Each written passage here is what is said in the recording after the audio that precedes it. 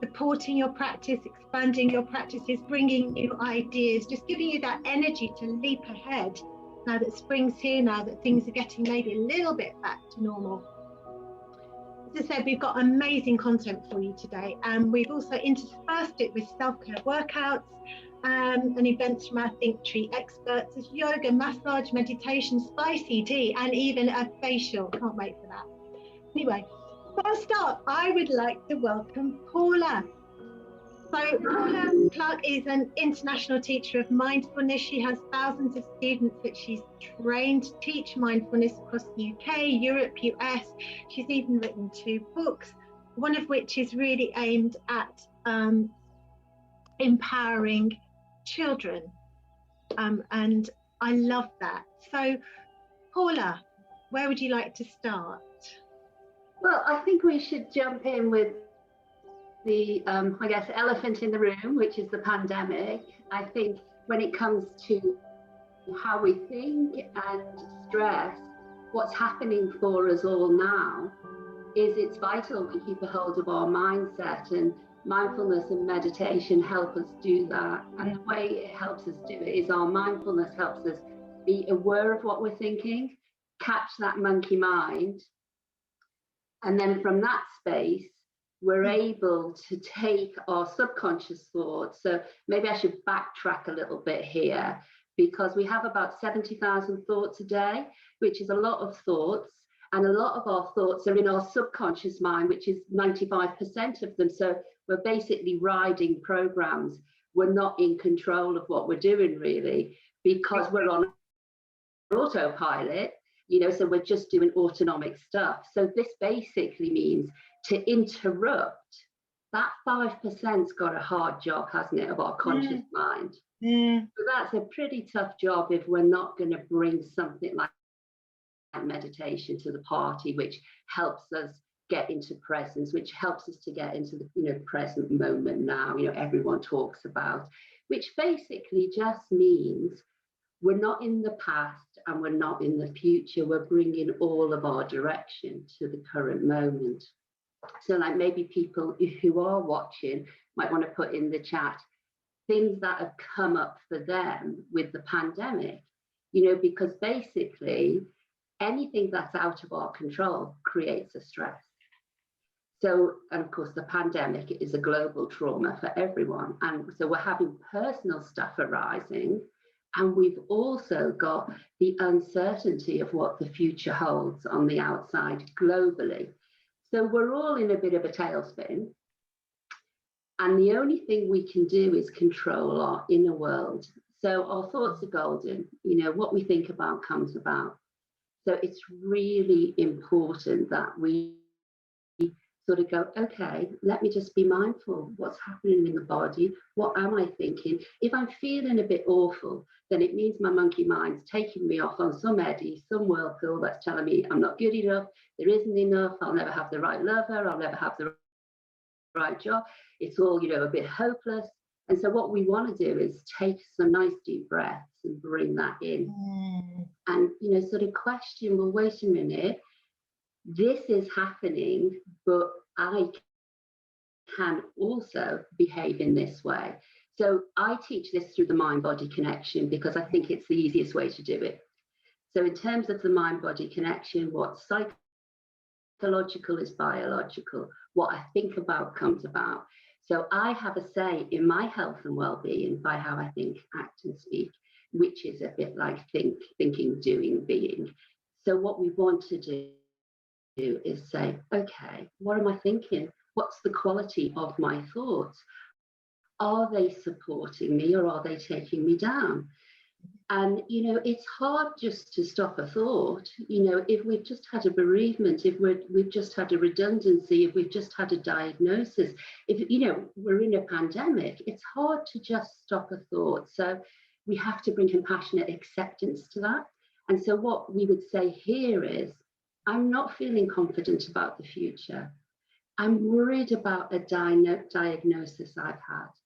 I'm, feeling a bereavement or old wounds are arising, but I am my consciousness of compassion. and I can be kind to myself, and I can bring present awareness and calmness to my life. You see, because calmness never leaves. Calmness is an innate state of the body. Peace is an innate state. Joy is an innate state, but we leave, or we leave our awareness to it. So we get stuck in the fear response, which is the stress response, which of course is creating all of these emotions, all of these chemicals, lactate, cortisol, adrenaline, which pulls our system down, lowers our immune system, and then opens us up to illness. So it makes sense to use mindful meditation for our health and well-being, and also, you know, beyond that, to experience more joy in life. You know, how do I feel alive? You know, what's draining me? How can I change my thought patterns to make my life a better place? You know, Buddha says, change your thoughts, you change your world. Or maybe that's Wayne Dyer. Buddha says our world creates out, you know, we mix them up. Buddha says our world, you know, we create our world with our thoughts, and all great teachers do. You know, every teacher out there who talks about thought, you know, is saying that we have a personal responsibility to ourselves for our self-care. But that's not to ignore or suppress that we're actually also vulnerable in our human anxiety. We're going to worry about the future. We're going to get stressed about stuff. The idea is, let's accept that. That is part of our condition. So we're not editing our life. We're actually saying, yeah, okay, stuff is happening I don't like, but I also have a choice in how I respond. So I think that's pretty powerful. And you know, it might be a good idea just for us to show how the mind-body connection works. That would be quickly. Fantastic. Yeah, that would be great, Paula. Yeah. Yeah, wonderful. All right. So for those who are watching, if you want to just close your eyes and just think, you know, if you can join us too, just think of a recent stressor, something that was in your face, that was upsetting you, you know, something that's going on in your world you can't control. And I don't want you, now I want you to feel what's happening in your body, because life is an experience. So the thoughts can often cut us off from our experience. So just feel what's going on in the body. So how's the stress response hitting you? Is it, you know, is it in the heart, the throat, the hands? What's happening? So become aware of your body and, you know, just notice what you're now saying to yourself as you feel stress. And maybe you can just open your eyes, and if you've done the exercise, just pop in the chat where you would feel stressed. Like, so for me today, when I thought of what I was thinking, it was in my throat. My throat became tight. Where was it for you? Me, it was kind of about here and a little bit down into the heart. I think a little bit in the tummy, if I'm really being. Yeah, because, you know, we get nerves in the tummy, don't we? And when we're on a fight or flight response, you know, or a freeze, a hide, you know, we get a bit nervous. We're getting ready for action, you know, but our tigers these days are people cutting us up on the road, you know, someone muttering negatives in the office under their breath, or people gossiping, you know, so or our negative thinking becomes our stressors. So I don't know, did we get any responses? No? Okay. All right, well, there's ours. So let's just stop, you know, take a deep breath now, and let's change our psychology. So what we want to do now is change our psychology to change our biology. So I want you just to breathe into your heart a little bit more relaxed, maybe take that breath that bit deeper into the tummy. And just start to soften, a soft belly, and you'll notice you can make your belly a lot softer straight away. And then just begin to think of some of the wonderful moments in your life. You know, the birds are singing, maybe it's a birth, a marriage, you're on a beautiful holiday, you're looking at a wonderful scape. And just breathe into that lovely experience where you felt contented, you felt happy, and you're just at peace. Maybe you want to turn the brightness up on that and make it just a little bit more empowered. And then just put a smile behind your eyes, a smile behind your lips, and a smile in your heart. And if you want to open your eyes. So I don't need to know what you were thinking, but I now know you're feeling a lot better. That's so true. That's so true. And funny enough, I was thinking about some of the, and this is a very odd anxiety. Imagine going swimming, and I'm really looking forward to it, but I feel anxious before I get there. The end of it, I feel wonderful. So I thought, how about I make a habit of bringing the feeling that I get after it to before I start? Okay, yeah, that's cool, because you're empowering yourself with the courage to take action. So that becomes your intention. So this is what it's all about. Is my intention to have a more purposeful and meaningful life?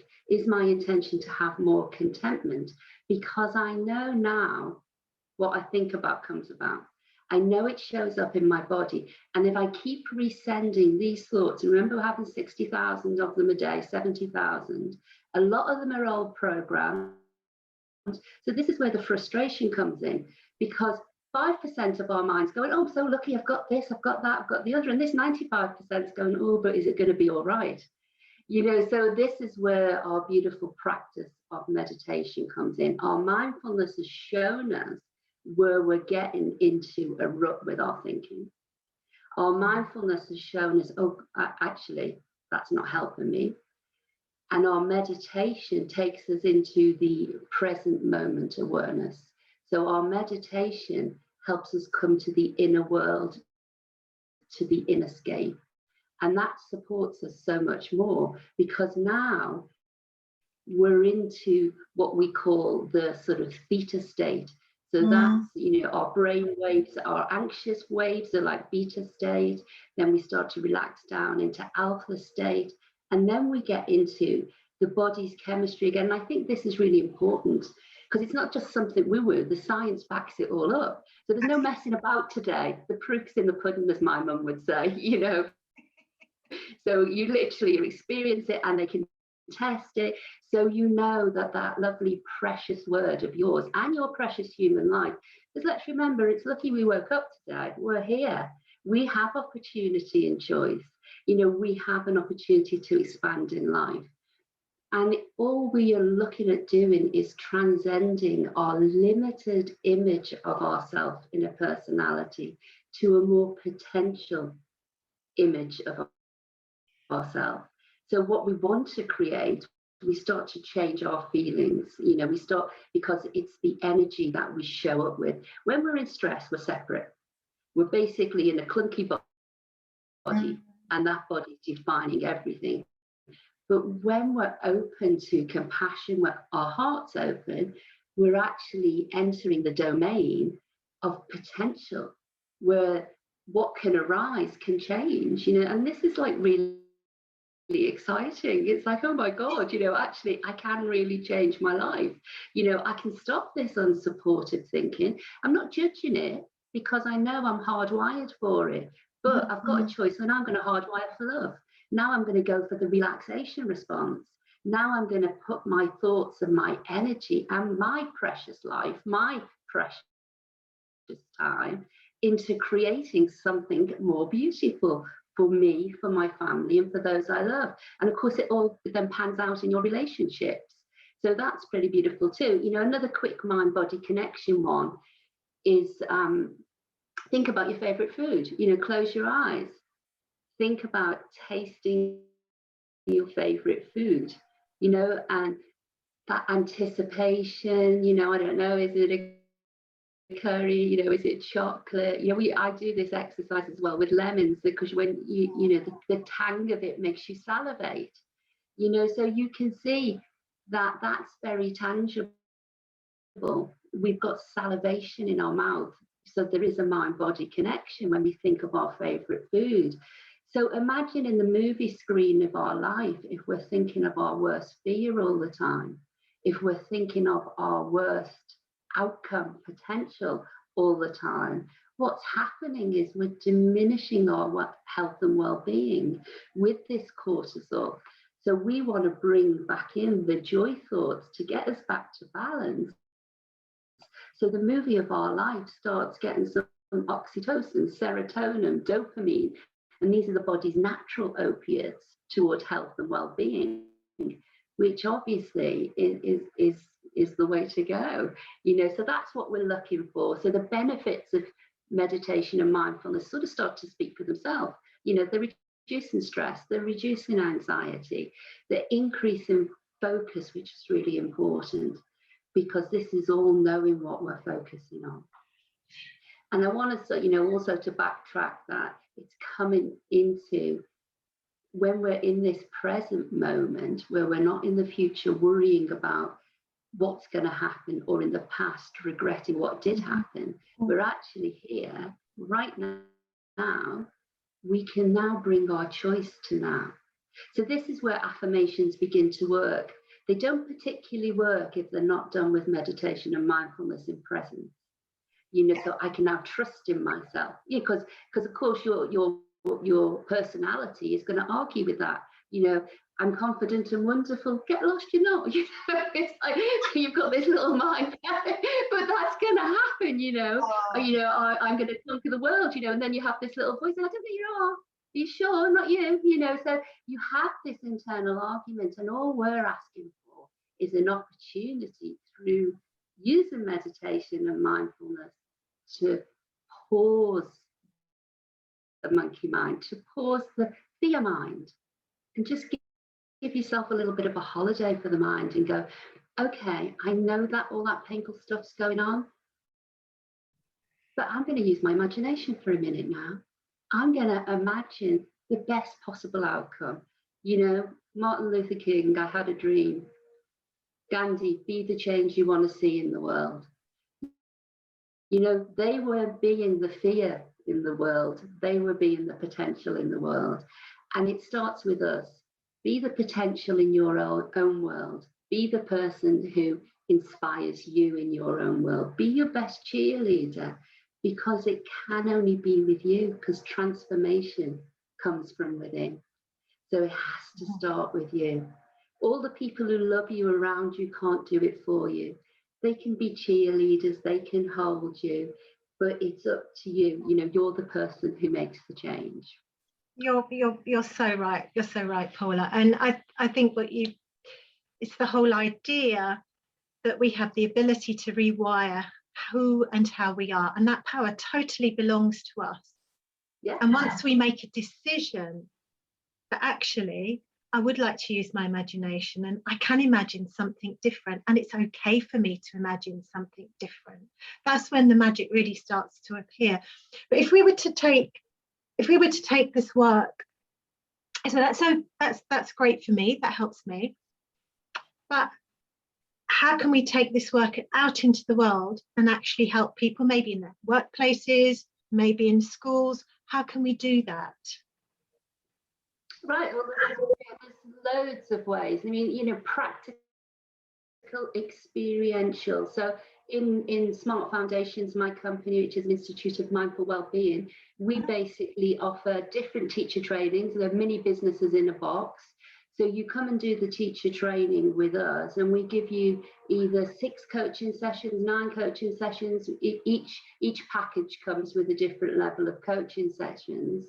And then we support in schools, we support in workplaces.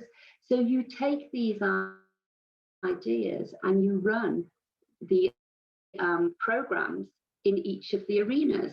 And it just helps, it's so important with kids, that they get a good mindset straight off the bat.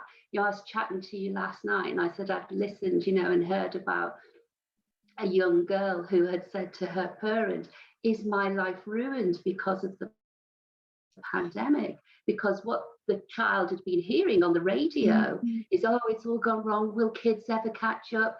And actually, we've got to remember, our kids are resilient, they're strong, they're malleable, we can support them, we can take thought with them too. Yes, it's not fair. My sons are at uni, they're not having the best time. One of them's in his bedroom, that's not being at Cambridge. So that's a real sadness. All the kids who are in uni aren't, going to the normal clubs. They're not having the same socialization program. There's not one of us who hasn't been hit by this pandemic. When we go back to the workplace, we're going to be looking at dealing with upskilling our mindset. So these programs, so we offer a workplace well-being course, which is also around resilience, and our schools one is resilience, happiness and well-being training using the modalities of meditation and mindfulness. So we're not saying, oh, let's just meditate and be mindful. We're saying we are meditating and being mindful for the outcomes of, being able to bounce back, of increased happiness, better relationships at work, better communication, more open space in what we're doing.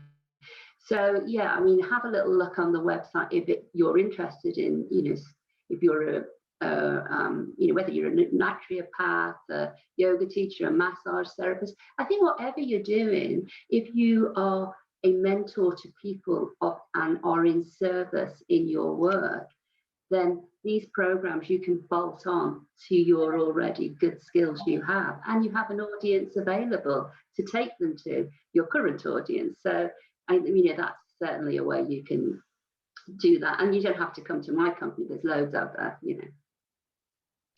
Yeah, I think the other thing to really think about is how much more need there's going to be for mental health support, certainly maybe in the years going forward, and maybe as people coming back more into the workplace. What do you feel about that, Paula? Well, I think our work has never been more needed. Basically everybody's getting the infrastructure in place. It's like, the sort of body of it's getting sorted. So all the health and safety and learning and development budgets at the moment are going into infrastructure, but soon they'll go into supporting people. There's so many budgets and committees all getting set up at the moment, literally to help people. The in-house counselling services, the wellbeing days, they're all on the up now, and they will continue to be, because I don't think we even have a moment of understanding quite yet to the outcome. So this is where having a mindset of strength and possibility, but always accepting we're not doing a positivity or a spiritual bypass or any bypass. We're accepting that it's hit the fan and now we've got to deal with it, and we have a choice. So I think there's going to be so much more potential for us to get involved in what we love, change our direction. What the other thing the pandemic has done is it's made us all think, oh, okay, is this the life I want to live? So this is where we start to use our mindful meditation in creation. We've gone from survival and now we're in potential and creation. What's the life I want to live? How do I want to create my precious human life on this planet? The time I have left, I know it can all be rocked up and taken from me, on March 27th, 2020. And I'm still coming out the other side now. So we've all had a wake-up call, haven't we? Yeah. And if you spend 40%, at least, most people spend more of your life in work, God, you want to be doing something you love, don't you? You don't want to just be turning up and getting stressed and feeling upset, because what you're doing is filling your body with chemicals that will make you ill if you keep doing that. It's funny, I always think that when we do this, we're trying to find a get out way, and we can either find a get out of something you don't like in that way by filling our bodies with chemicals that will make us ill and therefore we have to get out, or we can make a positive choice to go, I don't like this actually isn't me, this isn't the direction, this doesn't give me joy, let me just leap anyway, just jump off that diving, because we've had to jump off an enormous diving board in the last year. We've done it once, I reckon we can do it again. I was wondering, we're very lucky. Can I just speak to that, because it's important, because I don't want people who feel like I'm stuck in a job to think, well, what's in it for me? How can I change? You know, if they haven't got the ability to jump out of a job, what they can do is change their inside. Yes. Okay, what does this job give me? It gives me shelter. It gives me the opportunity to give my family lovely gifts. I can meet people who I like here. I can have camaraderie. I can have connection. So it mightn't be your dream vision, but it might be that for the current moment you have to stay there, but you can still transform your mindset in it. And a lot of people in our industry, you know, end up staying in their job part-time and building in this industry. Absolutely. So they've got the bread and butter, they've got the backbone for the bills, because we can't ignore that mortgages and everything else needs to be paid. So I just wanted to, you know, say that. I think that's a very sensible way to go. You know, as you said, you have your bread and butter, and then you can enjoy and build on what you want to do bit by bit. It's making that step. And what I was really wondering, because I know we're very lucky that you've got best part of 30 years of meditation experience, Paula.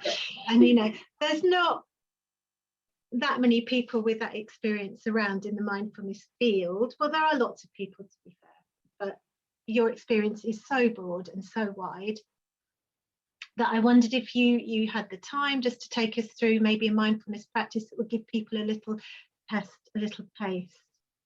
Yeah. And I think what would be lovely is if people could get the intention for this practice. I'll take a moment in it, and the intention is just one change I can make to make my life happier. One change I can make to make my work life happier. Just literally your physical and your work life.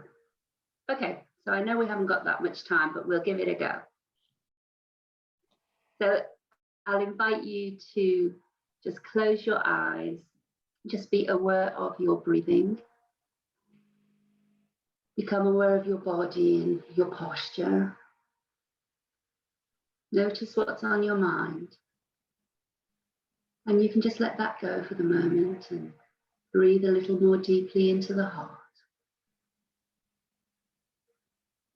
The open, receptive heart. Just ready, waiting to receive you. Receive all the parts of you. Maybe you can let that warmth in your heart just move through your body now, emanating to the shoulders, the torso, the legs, the arms, the neck, the shoulders, the head. And just breathing in a sense of relaxation, a beautiful golden light, a warm sunshine light.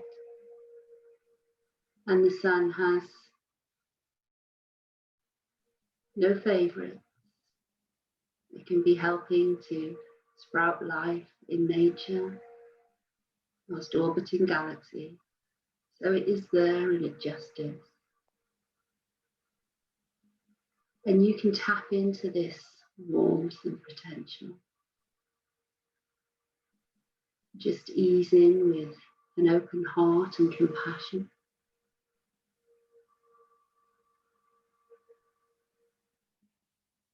Feel your heart becoming softer, more relaxed. And maybe just sit one of your worries in your heart. Parent yourself, knowing that your self-care is bringing well-being into your body, your mind, your soul. And we accept that there are troubles, and we accept that we have worries. But now we just take that moment to think of something that can help us in our daily life. Just one thing that will make our life more happy, more content.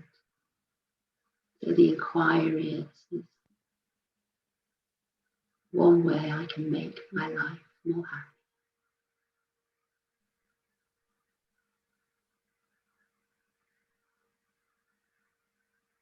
one way I can make my working life more enjoyable.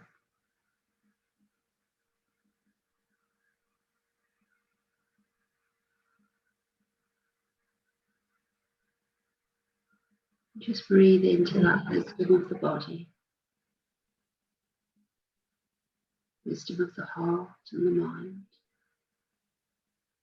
And we move from that separate mind to the wise mind.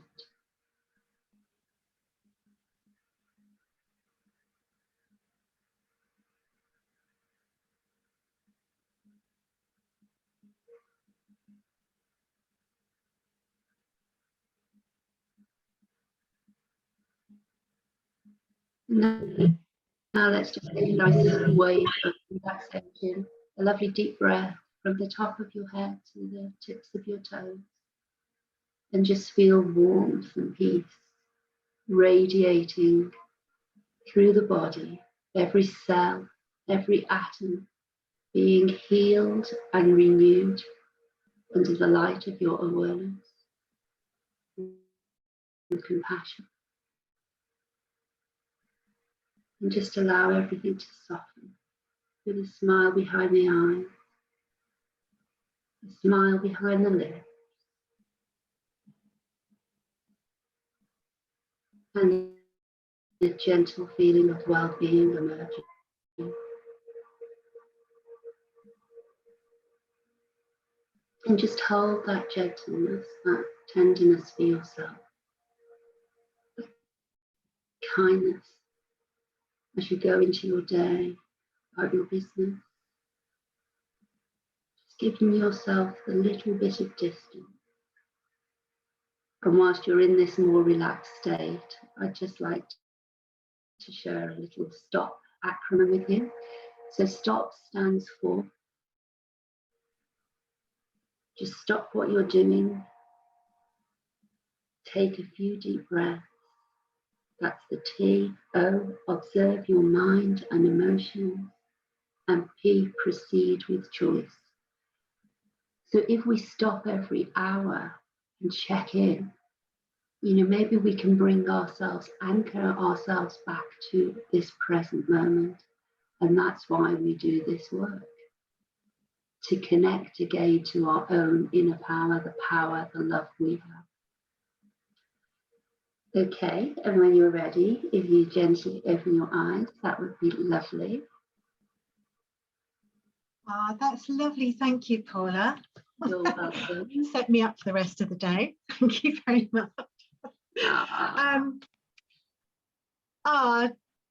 Thank you. I'm not quite sure whether it's Tushel or Tuchel, but it says Tushel. So that was perfect. Lovely to have you here. Hi, Rizzle. I see you're here. Hi, Nikki. I've seen some names coming up on the side of my phone, but I haven't seen them on here. Hi, Sarah. Lovely to see you. Okay, well, thanks, guys, for being with me. It was lovely to kick the day off, and yeah, I think it's a wonderful thing you guys are doing. And yeah, and if anyone's got any questions for Paula, obviously, if you pop them into the chat on Facebook, and she'll see them. And in fact, Paula, maybe if you put your contacts in the chat or your website, just so that people, if they've got any questions, can go straight to you. I will do. Okay, thank you. Thank you, Paula. Thank you so much. You are welcome. Bye, Paula. Bye.